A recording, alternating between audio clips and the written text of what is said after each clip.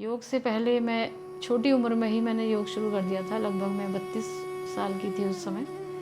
उससे पहले मैं बहुत ज़्यादा बीमार, मतलब कहिए कि जीवन ही बिल्कुल ऐसा बदहवास सा जीवन था कि सारी बीमारियां, खांसी, पेट और सिर दर्द तो मैं शायद बहुत छोटी बच्ची थी तब से मुझे सिर दर्द लगातार होता था, और डिस्प्रिन खा के ही वो ठीक होता था थोड़ी देर, फिर डिस्प्रिन का असर कम हुआ तो फिर होने लग जाता था।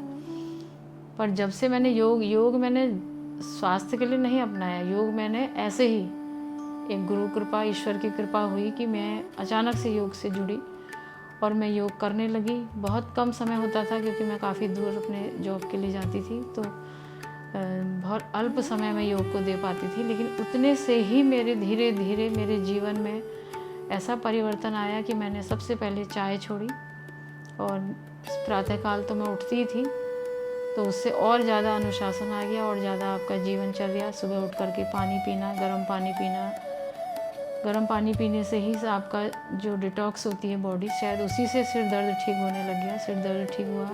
चाय का जो अम्ल था, बहुत ज़्यादा अम्ल था, चाय छोड़ नहीं पाती थी, वो चाय छूट गई। यानी आप, मेरे को लगता है योग करने के बाद आप जैसा ठानो, जैसा आप दृढ़ निश्चय करें, वो आपका पूरा होने लगता है। क्योंकि इसमें क्या है, आप सांसों पर नियंत्रण करते हैं।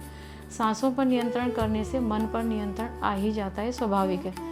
तो इसलिए योग आपको अपने ऊपर नियंत्रण करने के लिए बहुत बड़ी भूमिका निभाता है।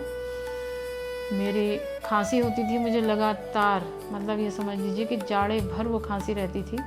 वो खांसी मेरी समाप्त हो गई। पेट मेरा इतना कच्चा था कि कुछ भी खाऊंगी तो उल्टी और दस्त शुरू हो जाते थे। वो सारा रोग सही हो गया मेरा, और मेरा रूटीन इतना बढ़िया कि मैं अब बिना योग के रह नहीं सकती। क्योंकि कहा गया है ना, न तस्य रोगो न जरा न मृत्यु प्राप्तस्य योगाग्निमय सर। योग चित्तवृत्ति निरोधा, योग कर्म सुकौशलम, ये सारी जो कहावतें हैं योग पर बिल्कुल चरितार्थ होती हैं। तो आप जीवन में योग अपनाएं और उसको करें। मेरे संग जितने भी लोग जुड़ रहे हैं, सबके जीवन में बहुत ज़्यादा परिवर्तन आ गया है। इसीलिए वो लोग बिल्कुल निष्ठा से, श्रद्धा से जुड़ते हैं प्रतिदिन और योग करते हैं। सब अपने जीवन में अपने अनुशासन ले आए हैं। सभी हम यज्ञ भी करते हैं प्रतिदिन। यज्ञ से पर्यावरण सही होता है, हमारा जो दैनिक यज्ञ होता है। क्योंकि पर्यावरण के लिए 3 तरह के भोजन हैं, एक है गैस रूप में, एक है द्रव रूप में, एक है ठोस रूप में। ठोस रूप के लिए भी हम कई उपाय करते हैं, और बिना ठोस आहार के हम कई दिन तक रह सकते हैं। द्रव के बिना भी हम कई दिन तक रह सकते हैं। लेकिन एक गैस ऐसी है, यानी ऑक्सीजन, जिसके बिना हम 2 मिनट से ज़्यादा नहीं जी सकते। उसके लिए हम कुछ भी नहीं करते हैं। ठोस के लिए भी हम कई अपने स्वास्थ्य के लिए करते हैं प्रयास, उसको धोते हैं, सफाई करते हैं, सब कुछ करते हैं। द्रव के लिए भी हम आरओ लगा लेते हैं, क्या क्या करते हैं। लेकिन गैसी जो गैस है, यानी जो ऑक्सीजन है, उसके लिए हमारा कोई भी प्रयास नहीं होता है।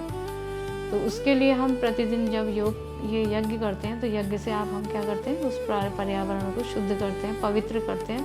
और उस शुद्ध ऑक्सीजन को जब हम लेते हैं तो वो हमारे शरीर में परिवर्तन करेगा ही करेगा।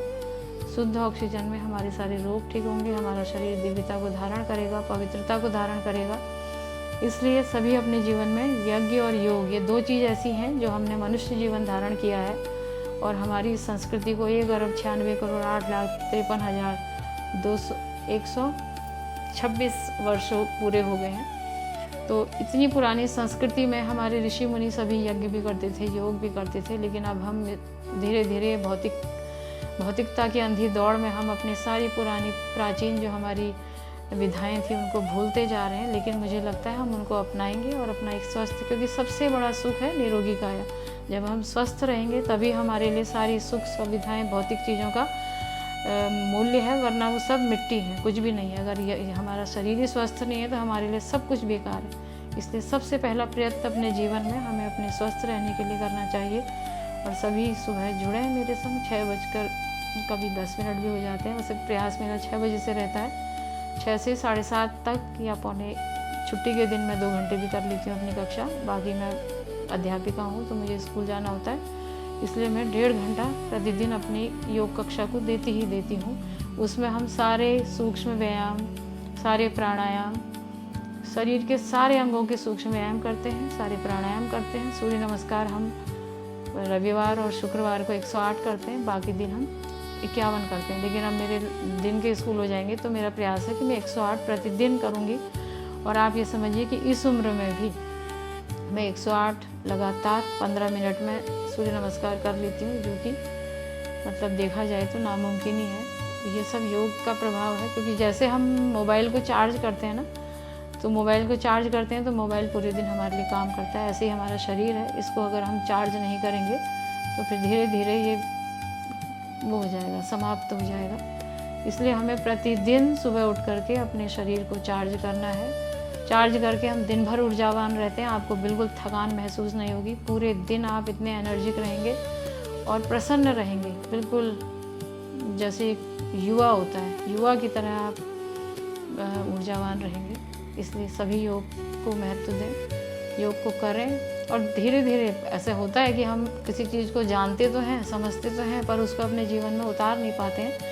लेकिन कुछ दिन के प्रयास से, लगभग 1 हफ्ता भी अगर आप प्रतिदिन योग करेंगे, उसके बाद आप देखेंगे कि आप योग के बिना रह ही नहीं पाते हैं। जैसे एक नशेड़ी होता है ना, वो बिना नशे के रह नहीं पाता है, बिल्कुल वही नशा हमें योग का हो जाता है। जिसको योग का नशा हो गया तो उसके लिए, और जिसने योग धारण कर लिया जीवन में, सारी शुभता, सारा दिव्यता उसके जीवन में उतर आती है और अशुभता उसके नष्ट हो जाती है।